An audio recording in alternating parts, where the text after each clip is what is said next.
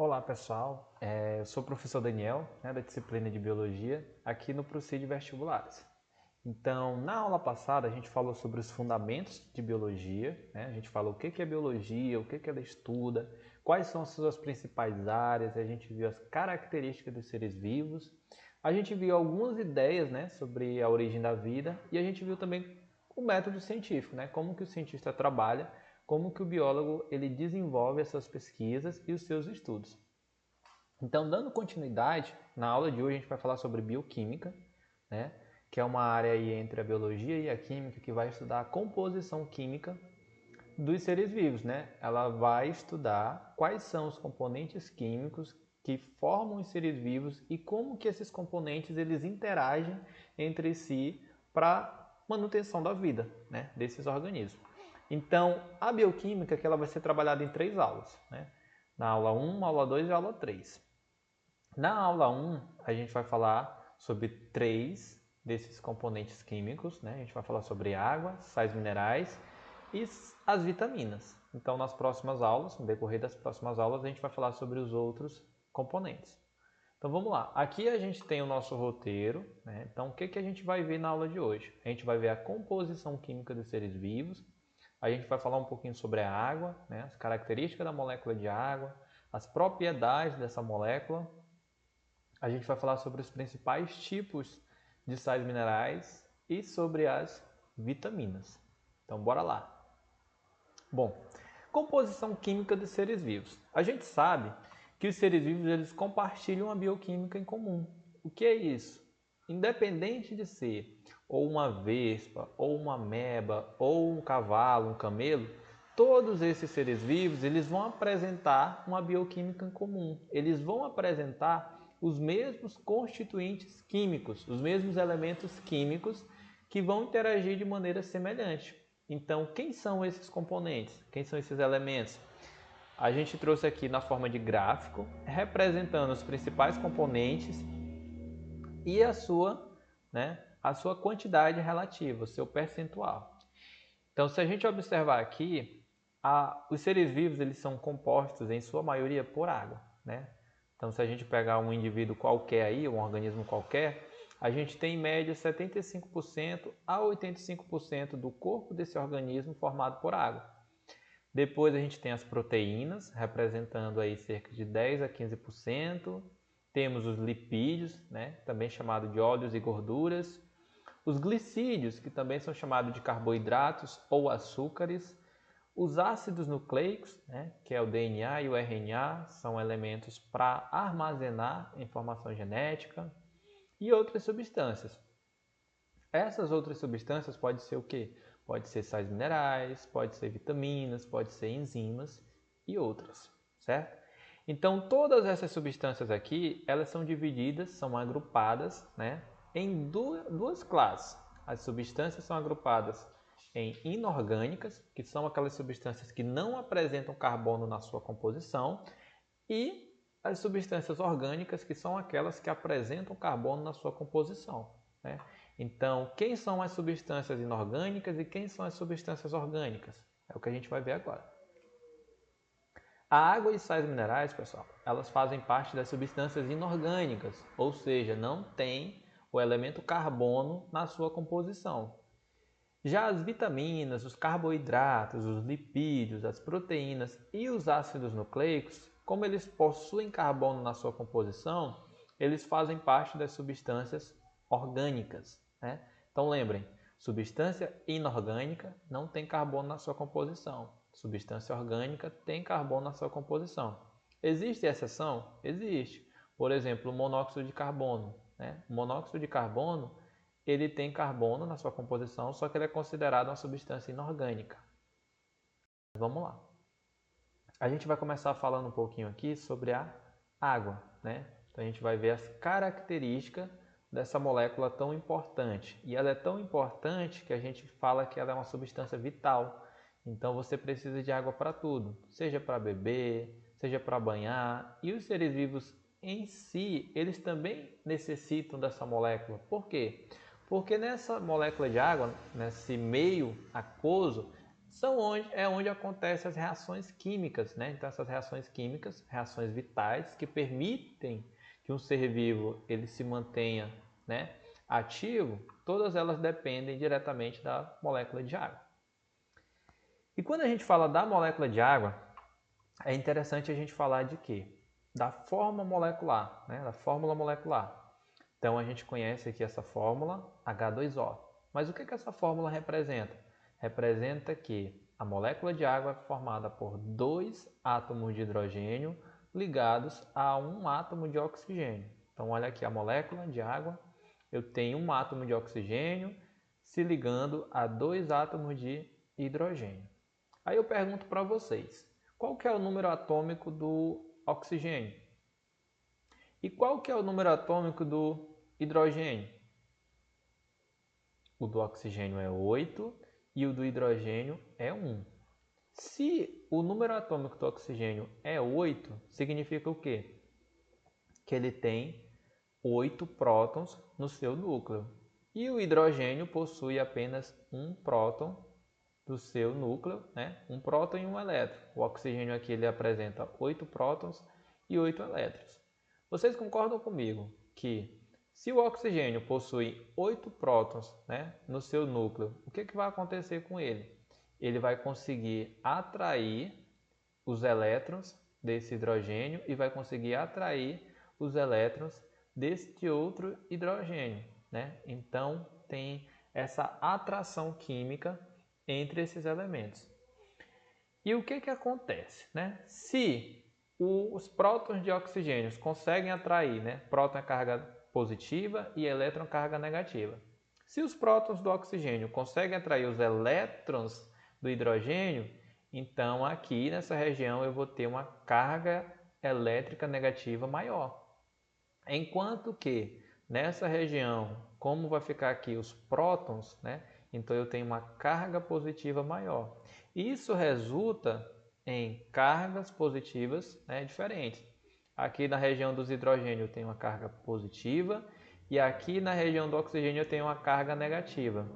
E essa característica da água apresentar um polo negativo e um polo positivo é o que vai caracterizar a polaridade dessa molécula.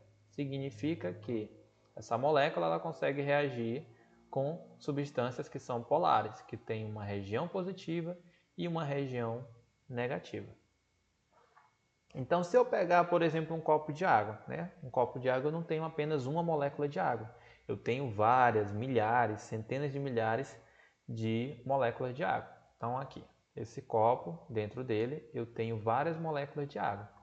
E essas moléculas de água, elas estão ligadas entre si. Então, como eu falei para vocês que o oxigênio ele consegue atrair, né, os elétrons do hidrogênio da molécula vizinha. Então, aqui, ó, esse oxigênio está atraindo o elétron desse hidrogênio.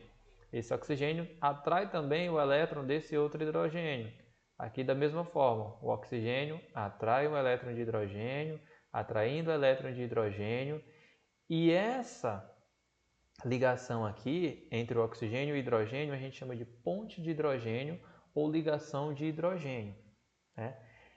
E as moléculas de água, quando elas estão unidas entre si, elas vão formar uma característica que a gente chama de coesão. A coesão está relacionada à união entre as moléculas de água. O que é um texto, por exemplo, coeso? Uma redação coesa. Uma redação coesa é aquela em que a introdução ela está amarrada com a conclusão, né? Então você tem algo que é coeso, você tem algo que é unido. Por isso que a molécula de água ela é dita coesão, né? Coesão da molécula de água está relacionada à união entre várias moléculas de água, certinho? E essas características elas são importantes para a gente poder entender também as propriedades dessa molécula de água. E as propriedades da molécula de água a gente vai trabalhar elas aqui em 3 grupos. O primeiro grupo são aquelas propriedades ligadas à temperatura. Então, que propriedades são essas? Bom, gente, a água ela tem um alto calor específico. O que é um calor específico? É a quantidade de energia necessária para eu aquecer 1 grama de uma substância. Ou seja, se ela tem alto calor específico, ela tem um elevado calor específico, então isso significa que eu preciso de uma grande quantidade de energia para eu conseguir aquecer 1 grama de água. Isso é importante, isso é importantíssimo. Por quê? Porque isso faz com que a molécula de água ela não sofra variações bruscas, né? Por exemplo, dentro do corpo do organismo, e faz com que mantenha aí uma termorregulação, a regulação da temperatura interna desses organismos. A molécula de água também, ela apresenta um alto calor de vaporização. O que isso significa? Significa que para eu conseguir fazer com que a água passe do estado líquido para o estado gasoso, eu preciso de uma grande quantidade de energia ou eu preciso de uma elevada temperatura. Por exemplo, se eu perguntar para vocês a qual temperatura a água ela passa do estado líquido para o estado gasoso? A 100 graus Celsius. Né? Então, a 100 graus Celsius eu consigo ter a água passando do estado líquido para o estado gasoso. Isso é importante? Isso é importantíssimo. Então, por exemplo, quando a gente está suando, né? Quando a gente está trabalhando ativamente, fazendo uma caminhada ou mesmo uma corrida, a gente começa a transpirar, né? Para que serve a transpiração? A transpiração ela serve justamente para eliminar uma determinada quantidade de água e quando eu estou eliminando essa quantidade de água, eu estou levando embora o calor, né? Então serve para resfriar o nosso corpo. A água também apresenta uma característica que é a alteração de densidade. Então, a gente sabe que a água ela pode se apresentar em 3 estados físicos. Eu tenho água no estado líquido, eu tenho água no estado sólido e eu tenho água no estado gasoso. E a gente sabe que normalmente uma substância no estado sólido ela é mais densa do que uma substância no estado líquido, né? Mas o que acontece com a molécula de água? A água, né, as moléculas de água, quando elas estão no estado líquido, elas possuem uma densidade. E quando elas passam para o estado gasoso ou para o estado sólido, elas têm uma densidade menor do que no estado líquido. Por exemplo, quando eu tenho um lago, né, que a superfície dele está congelada, por que ele não congela totalmente, né, na maioria das vezes? Por quê? Porque na superfície vai formar o gelo, né, o gelo em estado sólido. Como o gelo ele é menos denso do que a água, então ele vai ficar sobre a água líquida. Se ele vai ficar sobre a água líquida, ele vai formar uma película e essa película de gelo, essa camada de gelo, ela vai impedir, né, que a água de baixo troque calor com a superfície e vai manter essa água de baixo ali, essa água líquida, vai manter ela no estado líquido. Certo? E a outra propriedade da água que está relacionada às propriedades de superfície. Lembrando, a gente falou das propriedades relacionadas à temperatura, agora a gente está falando das propriedades relacionadas à superfície. E depois a gente vai falar sobre as propriedades da água como solvente, né? Propriedades de solubilidade. Com relação à superfície, a gente vai listar aqui algumas dessas propriedades da molécula de água. A primeira é que a água ela apresenta uma tensão superficial. A gente falou que as moléculas de água elas se unem, né, através das pontes de hidrogênio e elas estão tão unidas, elas estão tão coesas que elas formam uma película, né, na superfície, na lâmina foliar. E essa película que é formada através das moléculas de água a gente chama de tensão superficial. E é essa tensão superficial, né, nessa lâmina d'água, é que vai permitir com que o lagarto Jesus Cristo, né, que é esse aqui, ele consiga correr, né, sobre a água. Por quê? Por conta dessa tensão superficial. E é essa mesma tensão superficial que permite com que o inseto, como por exemplo uma odonata, né, que são aquelas macaquinhas que a gente chama, ou também chamada de libélulas, né, elas consigam pousar sobre a água. Por quê? Porque essa água apresenta uma tensão superficial que permite com que esse animal ele não afunde. Então essa mesma tensão superficial que permite com que a gota d'água ela fique aqui, né, presa à folha e ela só vai cair quando eu tiver uma perturbação ambiental, né? Por exemplo, o vento bater, Então essa gota de água, que elas estão bem unidas, né? Nessa gota de água tem várias moléculas de água. Então elas estão unidas, quando o vento bate, aí é que elas caem. Se não, se o vento não bater, elas vão permanecer unidas ali, graças a essa tensão superficial. A outra característica relacionada à superfície é a capilaridade. A capilaridade ela diz respeito à capacidade das moléculas de água serem transferidas, né, serem transportadas através de vasos finíssimos, né, através das paredes desses vasos. Então, se eu perguntar para vocês, como que a água do coco ela consegue chegar até o coco? Ela chega até o coco, né, até o fruto coco, através de vasos, né, vasos condutores chamados de xilema. Né? Então a água ela vem lá do solo, passa pela raiz, através do xilema ela é levada até o fruto do coco. Né? Então essa capacidade que a água tem de aderir às paredes de vasos finíssimos e conseguir subir, a gente chama de capilaridade. E o outro grupo de propriedades da molécula de água são as propriedades como solventes. Né? Então a água ela tem a capacidade de dissolver substâncias, ela tem a capacidade de dissolver coisas. Ela consegue dissolver tudo? Não. Então, já que ela não consegue dissolver tudo, a gente vai dividir essas substâncias em dois grupos. Aquelas substâncias que a água consegue dissolver e aquelas substâncias que a água não consegue dissolver. As substâncias que a água consegue dissolver, elas são chamadas de hidrofílicas, né? Hidro significa água, filia significa amizade, né? Então, se ela tem amizade pela água, então a água consegue dissolver essas substâncias. Um exemplo clássico aí é o sal de cozinha. Quando você coloca o sal de cozinha num copo de água, você mexer, você vai observar que aquele sal de cozinha ele vai ser dissolvido pela água. Né? Outro exemplo também é o quisuco, né? Então esse pacotinho de suco aqui, você consegue dissolver numa piscina de 2.000 litros e ainda sobra suco ainda para você pintar a parede do seu quarto. E esse suco ele só consegue ser dissolvido porque são substâncias hidrofílicas, né? Possui afinidade pela molécula de água. Já aquelas substâncias que a água não consegue dissolver, a gente chama ela de substâncias hidrofóbicas. Hidro significa água, fobia significa aversão, né?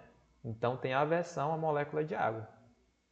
E a gente tem um exemplo clássico que é o óleo, que ele não se mistura com a água. Não se mistura por quê? Porque a água ela é polar, a gente viu lá, né? Que apresenta uma região negativa e uma região positiva, e o óleo é uma substância apolar. Se ele é apolar, ele não vai conseguir interagir com as moléculas de água. Por isso, ele é uma molécula hidrofóbica. Isso é importante a gente saber, por exemplo, alguns medicamentos. Alguns medicamentos que não é para eles serem absorvidos assim que entram no corpo, então, né, os farmacêuticos responsáveis, os químicos responsáveis, eles vão preparar um medicamento e vão colocar proporções equilibradas entre substâncias hidrofílicas e substâncias hidrofóbicas para conseguirem, né, para tentarem que esse medicamento ele só se dissolva no momento certo. Bom, já que a água ela consegue dissolver essas substâncias, ela apresenta a função de transporte. Então, nosso sangue, se a gente for parar para pensar o nosso sangue ele é formado por uma parte líquida, né, que ele é chamado de plasma, e dentro dessa parte líquida a gente tem as hemácias, a gente tem os glóbulos brancos e a gente tem as plaquetas. Então, todas essas substâncias elas são transportadas, né, pelo sangue, e esse sangue ele é formado em grande parte pela molécula de água. Certinho? Beleza. Agora a gente vai falar um pouquinho sobre os sais minerais. A gente vai falar sobre os principais sais minerais, aonde que eles são encontrados, né, e as suas principais funções. Então, o que são os sais minerais? Os sais minerais, eles são substâncias inorgânicas, né? Lembrando aqui que substâncias inorgânicas que não apresentam carbono na sua composição e fazem parte da constituição de seres vivos. Então, aqui a gente vai trazer uma tabela, né? Trazendo os sais minerais, a sua importância para os organismos, as fontes, né, aonde que são encontrados e o que a deficiência, né, o que a sua falta vai levar a esses organismos. O primeiro sal mineral que a gente vai falar aqui é o cálcio, né? Quem aí não conhece o cálcio? O cálcio, gente, ele está associado à formação de ossos e também à formação de dentes, né? Então, além disso, o cálcio ele também está relacionado com a coagulação sanguínea. Então, quando a gente estiver falando sobre os fatores de coagulação, sobre o processo de coagulação, a gente vai ver a importância do cálcio. E o cálcio também, ele está relacionado com a contração muscular. Então, a contração dos músculos, né? Seja um músculo esquelético, seja um músculo liso, todos esses músculos eles necessitam de cálcio para poder reagir e formar essa contração muscular. Aqui é onde a gente encontra eles, né? A gente encontra em laticínios, em vegetais com coloração escura. E o que a deficiência de cálcio ela vai ocasionar? Ela vai ocasionar o raquitismo, né? Então a pessoa que é raquítica é aquela pessoa que tem problemas, né, nos ossos, na ossificação, justamente porque o cálcio ele faz parte da composição dos ossos e faz parte da composição dos dentes. Então vai levar ao raquitismo e vai levar também a problemas de cárie dentária. E como o cálcio está relacionado à coagulação sanguínea, então se a pessoa tiver deficiência desse cálcio, né, então ela vai ter aí alguns problemas sanguíneos. O iodo, gente, o iodo ele é encontrado principalmente, né, no sal de cozinha. Então tem uma regulamentação que diz a quantidade de iodo que deve estar presente no sal de cozinha. Por quê? Porque o iodo ele faz parte, né, da composição dos hormônios da tireoide. Lembra aí que a tireoide ela produz dois hormônios, né, principais, o hormônio T3 e o hormônio T4. O que é que diferencia o hormônio T3 do hormônio T4? Diferencia, gente, na quantidade de átomos de iodo desse hormônio. Se o hormônio possui 3 átomos de iodo, ele é chamado de hormônio T3. Se ele possui 4 átomos de iodo, ele é chamado de hormônio T4. Né? Então, essa deficiência de iodo na alimentação, ela vai levar ao bócio. Né? O bócio o que é? É um aumento da glândula tireoide. E pode levar também à obesidade. Porque esses hormônios da tireoide, eles vão estar, né, eles vão regular o crescimento da pessoa, eles vão regular também o peso da pessoa. Se você tem uma deficiência desse iodo, você vai ter, né, essas consequências. O ferro, né? Então, se eu perguntar para vocês, por que o nosso sangue é vermelho? Porque ele contém hemácias. E por que a hemácia é vermelha? Porque ela contém hemoglobina. E por que a hemoglobina é vermelha? Porque ela contém, lá na sua composição, átomos, né? Sal mineral aqui de ferro. E esse ferro ele faz parte da composição da hemoglobina, né? Faz parte da hemoglobina e também da mioglobina. A mioglobina ela é encontrada nos músculos, tá, gente? Hemoglobina é uma proteína encontrada no sangue e a mioglobina é uma proteína encontrada nos músculos. Vai ter a mesma função, transporte de gases. A gente pode encontrar o ferro no fígado, gema de ovo e também em leguminosas. E a deficiência desse ferro vai levar a quadro de anemia. Anemia que a gente chama de anemia férrica. Anemia férrica está relacionada à falta de ferro na sua alimentação. Existem outros tipos de anemia, né? Então, por exemplo, existe a anemia perniciosa, que é a falta de uma vitamina. Existe a anemia falciforme, que aí já é um problema genético, que já é outra coisa. O sódio, juntamente com o potássio, eles vão atuar aí no equilíbrio dos líquidos corporais, né? E também no impulso nervoso. O sódio, gente, ele é encontrado no sal de cozinha, né? Então, o sal de cozinha, o que ele é? É cloreto de sódio. Então, esse sódio nada mais é do que esse sal mineral aqui. E o que é importante a gente entender sobre o sódio, né? Principalmente, porque a água, ela tem uma afinidade por esse íon, né? Então, esses sais minerais aqui, eles podem se encontrar na forma elementar deles, ou eles podem se encontrar na forma de íons, né? Então, eu posso encontrar o cálcio, posso encontrar o iodo, eu posso encontrar o ferro, eu posso encontrar o sódio, né? Ou eu posso encontrar íons de ferro, íons de sódio, íons de cálcio, né? E o sal, a água, ela possui uma grande afinidade pelo sal, né? Então, por exemplo, quando você está com a pressão baixa, o que os mais velhos, né, o que as pessoas recomendam para que você faça? Isso, colocar um pouquinho de sal na língua. Ingerir um pouco de sal, né? Por que isso é importante? Porque quando o sal ele entra na nossa corrente sanguínea, a água, ela vai, como ela tem uma grande afinidade por ele, ela vai atrás dele, né? E isso faz com que a pressão, né, do nosso sangue, a pressão arterial, ela aumente, ela consiga subir, né? Porque o que é a pressão arterial? É a pressão com que o sangue ele passa, né, na parede dos vasos sanguíneos, na parede das artérias. Então isso é pressão arterial. A deficiência desses dois sais minerais aqui, né, sódio e potássio, pode levar a fadiga muscular e pode levar também a desidratação. Então a pessoa quando ela está com diarreia, né, o que é recomendado? Soro caseiro. Então esse soro caseiro é justamente para eu tentar repor os íons, né, os sais minerais que a gente perde durante a diarreia. E a deficiência de potássio, ela leva a um quadro chamado de hipocalemia. Hipocalemia está relacionada à falta de potássio no organismo, certo? Então, gente, todos esses sais minerais que a gente está falando aqui e o outro que a gente vai já falar, eles são encontrados, né? A gente pode estar ingerindo eles na nossa alimentação. A gente não produz, então a gente precisa adquirir eles na nossa alimentação. E o último sal mineral aqui, só para a gente falar dele, é o sal de fósforo. Ele pode ser encontrado também no fosfato, né? Na forma de fósforo ou na forma de fosfato. Beleza, qual que é a importância desse átomo, desse sal mineral, né? Ele participa da formação dos ossos e também da formação dos dentes. Então a gente tem o fosfato de cálcio, por exemplo, né? O fosfato de cálcio, que aí é uma união entre um fósforo e um cálcio, né? Os íons, eles vão fazer parte da constituição dos ossos e da constituição dos dentes.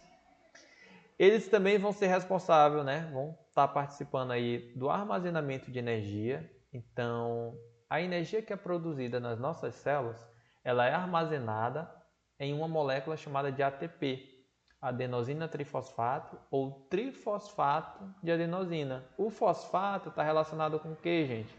Com fósforo. E esse fósforo também faz parte da constituição, né? Constitui aí os ácidos nucleicos, seja o DNA, seja o RNA. Então a gente vai ver mais na frente que o DNA e o RNA, né? DNA é ácido desoxirribonucleico e RNA é ácido ribonucleico, eles são formados por um grupo fosfato, né? Formado de fósforo, são formados por um açúcar de 5 carbono, que a gente vai chamar de pentose, e são formados por uma base nitrogenada. Mas isso a gente vai ver lá em ácidos nucleicos, né?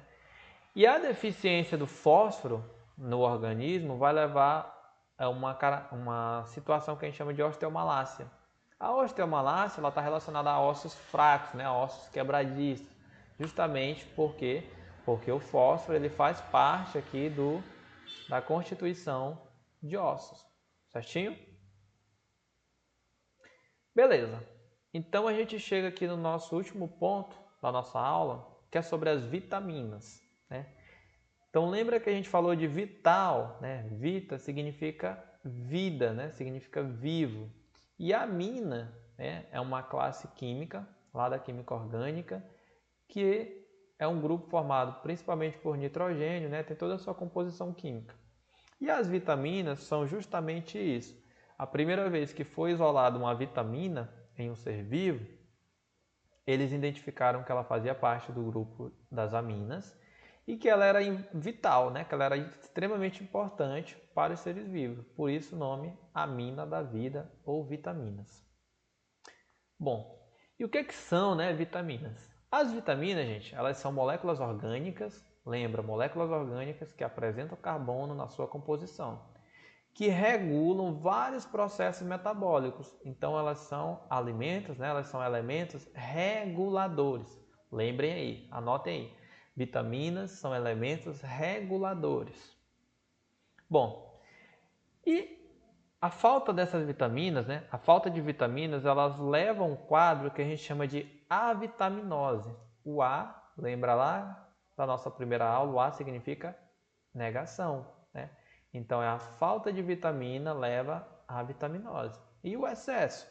O excesso de vitamina leva à hipervitaminose. Então, como a gente pode perceber, as vitaminas elas são elementos que elas são essenciais, né, para a manutenção do ser vivo, para a regulação dos seres vivos, mas que deve ser ingerida em quantidades equilibradas, né? Não posso ter uma quantidade excessiva, mas eu também não posso ter uma ausência dessa quantidade, né? Então, as vitaminas elas devem ser consumidas de maneira equilibrada, certinho? Então, a vitaminose, o A significa negação, então falta de vitamina. Hiper significa muito. Por exemplo, se eu falo hipermercado, significa o quê? Que é um mercado grande, né? Hiper vem de muito.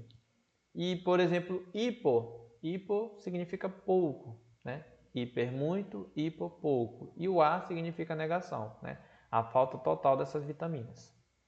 Certinho? Então vamos continuar. Bom, gente, as vitaminas, elas são agrupadas em dois grupos, né? Eu tenho aquelas vitaminas que são solúveis em água. Se elas são solúveis em água, eu digo que elas são hidrossolúveis, né? Quem são as vitaminas hidrossolúveis? A vitamina C e as vitaminas do complexo B. Por que complexo B? Porque eu tenho B1, B2, B3, B5, B7, B8, B9, B12, né? Então, todas essas vitaminas B, a gente fala de vitamina do complexo B. E eu tenho aquelas vitaminas que são solúveis em lipídios, né? Solúveis em óleos, solúveis em gorduras, que elas são chamadas de lipossolúveis. Quem são elas? É a vitamina A vitamina D, a vitamina E e a vitamina K. Como que eu faço para memorizar isso aqui? Quem são as vitaminas?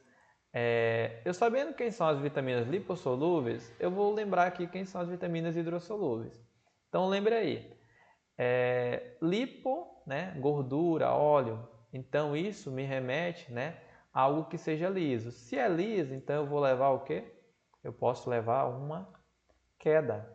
Então a queda, né, vitamina K, vitamina D, vitamina E, vitamina A, né? Então eu tenho aqui a queda. Então queda são as vitaminas lipossolúveis, certinho? Bom, aqui a gente trouxe uma tabela mostrando o nome da vitamina, né? Eu preciso saber, eu preciso lembrar qual que é o nome de cada uma dessas vitaminas? Não, não é necessário, não é essencial, não é preciso que você saiba o nome dessas vitaminas. Mas se você tiver interesse em conhecer o nome, né, você vai estar aí um passo à frente. Então a vitamina A, ela também é chamada de retinol. Retinol, lembra alguma coisa para vocês? Retina, né? Então retinol lembra de retina. Então a deficiência, né, a falta dessa vitamina vai levar a problemas na retina. Então, que problemas na retina podem ser esses? Pode ser a cegueira noturna. A cegueira noturna, pessoal, ela está relacionada à incapacidade da pessoa conseguir visualizar algo em um ambiente totalmente sem luz, né? Em um ambiente totalmente escurecido. Então, por exemplo, quando você apaga a luz em um quarto, o que acontece? Você imediatamente você não vai conseguir enxergar nada. Mas depois de alguns minutos, depois de alguns instantes, o que acontece? Você consegue ver alguns pontos de luz, você consegue se adaptar àquele ambiente, você consegue ter uma visão um pouco mais nítida. Já a pessoa que tem cegueira noturna, ela não consegue ver absolutamente nada. Então ela vê tudo escuro, né? E o outro caso relacionado à retina está a xeroftalmia. O que é a xeroftalmia? É também conhecido como olho seco, né? Então você tem problemas na retina e essa retina, né, vai levar aí a ter um olho seco e pode levar, né, até uma cegueira irreversível. E aonde que eu encontro, né, essa vitamina A, essa bendita vitamina A? Eu encontro principalmente aqui, né, alimentos que são ricos em vitamina A cenoura e também a abóbora. A vitamina A, ela desempenha uma função que a gente chama de antioxidante. Anti, né, a gente já sabe que é contra, né, que é contrário. Oxidante, né, ox, lembra de oxigênio. Então, o oxigênio, gente, quando ele está no nosso organismo, quando ele está nas nossas células, eles podem reagir com várias substâncias e essa reação a gente chama de oxidação. A oxidação é a reação entre o oxigênio e algumas moléculas dentro das nossas células. E essas reações elas podem levar à produção de radicais livres. E esses radicais livres é que é um grande problema. Então a vitamina A ela serve justamente para impedir que o oxigênio se ligue a qualquer substância, né, a qualquer molécula no nosso corpo, na nossa célula, e impedir que ele faça a oxidação dessas moléculas. A vitamina D, também chamada de calciferol. Calciferol, lembra alguma coisa para vocês? Lembra de cálcio, né? Lembra de osso, né? Lembra de dente. Então a calciferol, né, a vitamina D, ela auxilia aí, né, ela participa da absorção de cálcio e da absorção de fósforo. Bom, gente, a vitamina D a gente consegue produzir? Consegue, só que a gente consegue produzir através de quê? De um precursor, né? Uma substância que vai, junto com a radiação solar, vai conseguir formar a vitamina D. Né? Então, para a gente formar a vitamina D, para a gente produzir vitamina D, a gente precisa ir tomar aquele banho de sol, né? Aquelas manhãs, justamente para isso e por isso. E o que a deficiência, né? O que a falta dessa vitamina D ela pode ocasionar? Ela pode ocasionar, gente, um quadro que a gente chama de raquitismo. O que é uma pessoa raquítica, né? Pessoa raquítica é uma pessoa que tem problema, principalmente nos ossos, né? Ela tem os ossos tortos, justamente devido à falha nesse processo bem aqui, ó, absorção de cálcio e absorção de fósforo. Certinho, gente? A vitamina E, ela é também chamada de tocoferol, né? Tocoferol ou vitamina E. Ela também vai ter um papel antioxidante, assim como a vitamina A, né? E ela está relacionada à esterilidade, né? Esterilidade, a sua falta. Por quê? Porque a vitamina E, gente, ela atua, né, de maneira extremamente importante lá nos testículos, né? Então a gente sabe que os testículos eles são responsáveis pela produção de hormônios, né? Testosterona e também pela produção de espermatozoides. Então a falta dessa vitamina E, ela pode levar aos quadros, né, de esterilidade. E onde que a gente encontra, né, principalmente essa vitamina E? A gente encontra em sementes oleaginosas, a gente encontra em folhas verdes, a gente encontra no leite e a gente pode encontrar também no abacate. Certinho? A vitamina K, também chamada de filoquinona, ela atua, né, na coagulação sanguínea. Então, para que a coagulação sanguínea possa acontecer, entre os fatores, entre os elementos que eu necessito, a vitamina K, né, a filoquinona, ela tem que estar presente para que isso possa acontecer. Onde que eu encontro? Eu encontro em folhas verdes escuras, eu encontro no kiwi, né, o kiwi, e também em ovos. É aqui onde eu encontro a vitamina K em abundância, tá, gente? Então a gente tem alimentos que eles possuem, né, diversas vitaminas, eles possuem sais minerais, possuem carboidratos, possuem proteínas, possuem lipídios, mas eles podem ser ricos em uma substância, mais ricos do que em outras.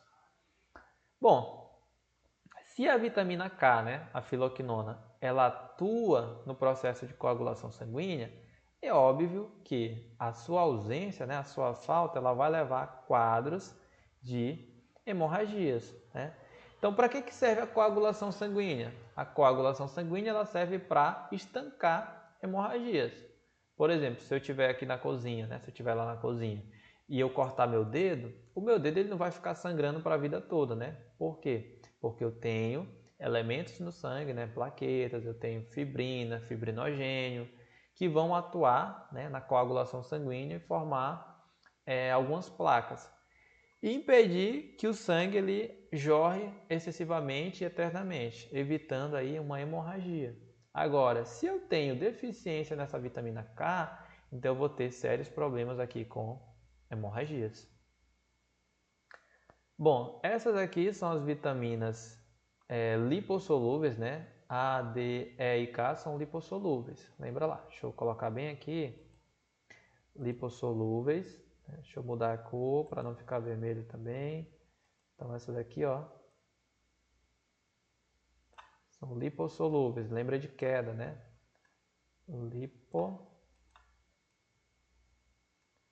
Lipossolúveis, né? Então essas outras aqui, elas são as vitaminas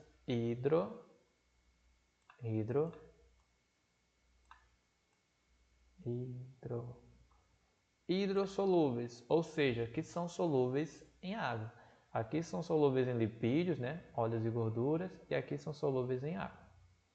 Bom, eu falei para vocês que as vitaminas do complexo B, elas são várias, né? B1, B2, B3, B5, B7, B8, B9, B12, mas a gente não vai falar de todas, né? A gente vai falar das que são sempre cobradas aqui nos vestibulares da vida, certo?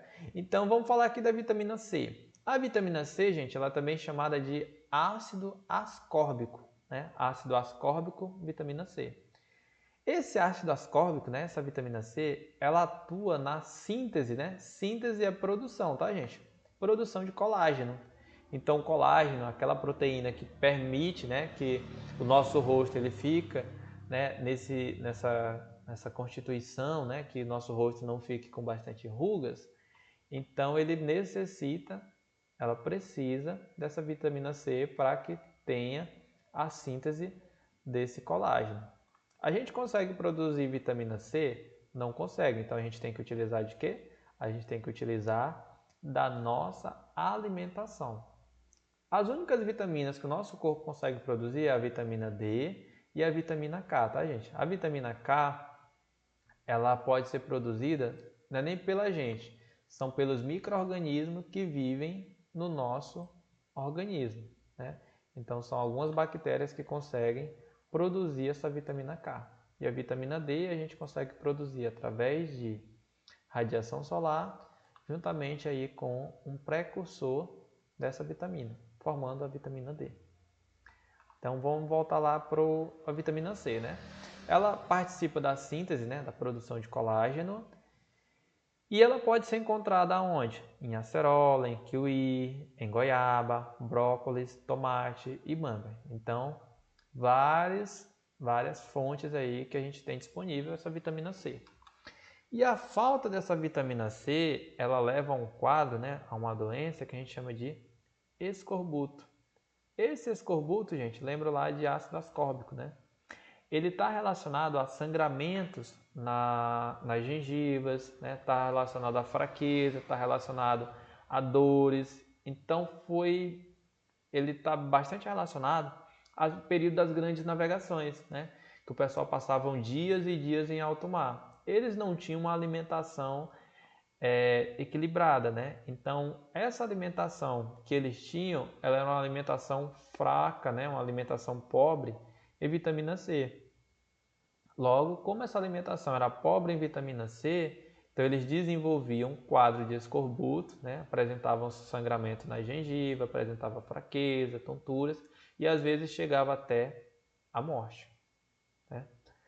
Então, bora lá. As vitaminas do complexo B, as mais importantes, né, que a gente colocou aqui, todas são importantes, tá, gente? Mas as que são mais cobradas no vestibulares é a vitamina B1 e a vitamina B12. A vitamina B1, ela é também chamada de tiamina, né? Vitamina B1 ou tiamina. Ela auxilia, né, nas nossas células nervosas. Então, célula nervosa a gente sabe que faz o quê? Que comanda o impulso nervoso, né? Que participa do impulso nervoso que dá a nossa coordenação motora. Se a gente tem uma deficiência nessa vitamina B1, a gente pode ter problemas, né, no nosso sistema nervoso. E entre esses problemas a gente tem o beriberi. Esse beriberi, essa doença, esse nome beriberi, ele é uma palavra de origem lá do Sri Lanka que significa fraqueza, né? Então essa fraqueza é justamente por quê? Porque se eu tenho problemas nas células nervosas e são as células nervosas que participam, que comandam a atividade muscular, né? Para ter atividade muscular eu não preciso só de músculo, eu preciso de músculo e eu preciso também de nervos, eu preciso de sistema nervoso. Então eu tenho aí fraqueza muscular, eu tenho tonturas, problemas problemas nervosos. Então, tudo isso está relacionado à falta, né, à deficiência, à carência de vitamina B1, a carência de tiamina. A vitamina B12, também chamada de cobalamina, né, ela faz parte aí da formação de hemácias, né, então ela é extremamente importante durante a produção de hemácias. O que são as hemácias, gente? As hemácias são as células vermelhas, né, são os glóbulos vermelhos encontrados lá no nosso sangue. Onde que a gente encontra? A gente encontra em fígado e a gente encontra em carnes. E a deficiência, né, a ausência, a falta, a carência dessa vitamina B12, a carência de cobalamina, ela leva a quadros que a gente chama de anemia perniciosa, né? A anemia a gente sabe que é a baixa quantidade, né, a baixa produção de células do sangue. Então a gente tem a anemia férrica, que ela é causada pela deficiência de ferro no organismo. A gente tem a anemia perniciosa, que é causada pela carência de vitamina B12 no organismo. E a gente tem também a anemia falciforme, que aí já é um problema genético, que a gente vai ver mais na frente. Certinho? Beleza, agora eu vou precisar entender, vou precisar lembrar de todas essas vitaminas, as funções, aonde que eu encontro e a deficiência. Normalmente não, né? Mas aqui a gente trouxe um mecanismo de memorização para a gente estar facilitando a vida de vocês, certo? Então, por exemplo, as vitaminas lipossolúveis, que são aquelas vitaminas que são solúveis em lipídios, né? Solúveis em óleos e gorduras, quem são elas? A vitamina a vitamina D, a vitamina E e a vitamina K, né? Ou a queda, né? Lembra de óleo, lembra de gordura, lembra de liso, lembra de queda. Então, bora lá.